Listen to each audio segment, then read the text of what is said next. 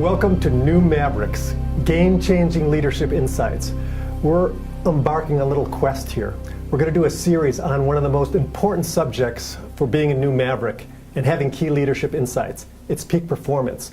You know you want to be in the zone, but to be in the zone all the time, that's a real challenge. You might get in there accidentally. How do you sustain peak performance?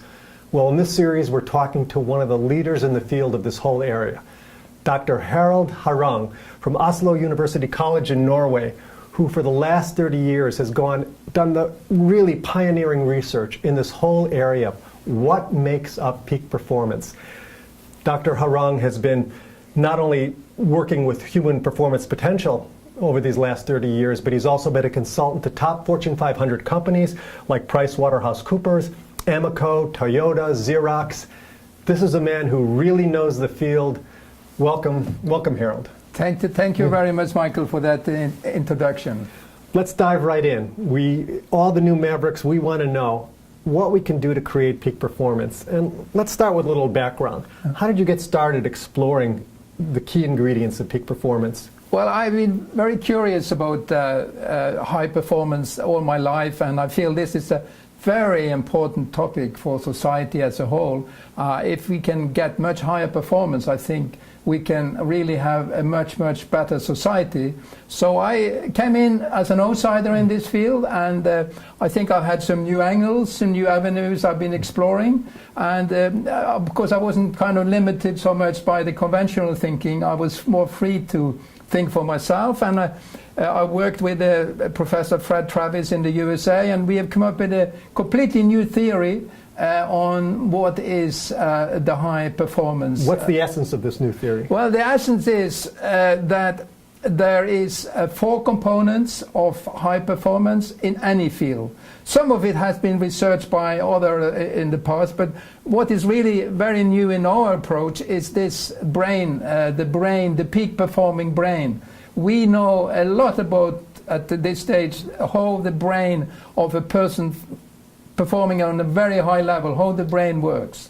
And so that we have brought in, and then there are other dimensions of world-class performance, like mature psychology. Are you able to think long-term? Are you able to think win-win? Are you able to think proactive or preventive? Mm-hmm. And then are the peak experiences, the most happy and fulfilling moments in life.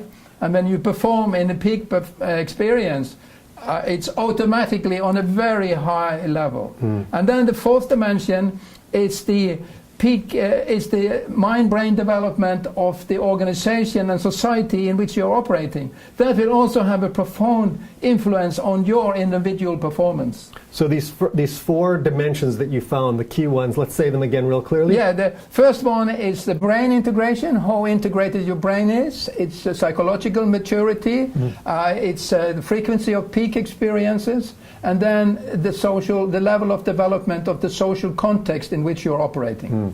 And then how you've created some theory that kind of combines all? Yes, we have created a unified theory of performance, meaning that we are unifying all the fragments into one theory. And what do you call that? What's that? A unified theory of performance. So it's like a mind-brain development, unified mind-brain development. No, it means that you can have practice and you have education. There are other factors that could influence performance, but we have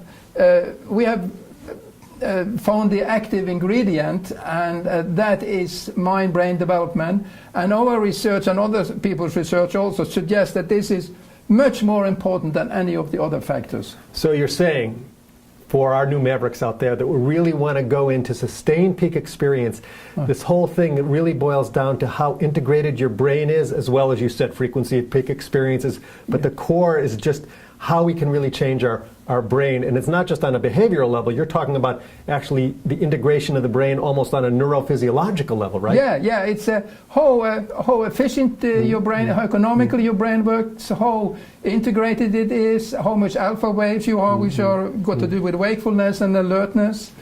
These things, if you have an integrated brain, whatever you are doing will come out on a higher level of performance. So it sounds like we need to go and find out how to get these integrated brains. And I think just like some of those serial thrillers, in our next episode we're going to find out how we can actually create and own this deeply integrated brain. I look forward to more.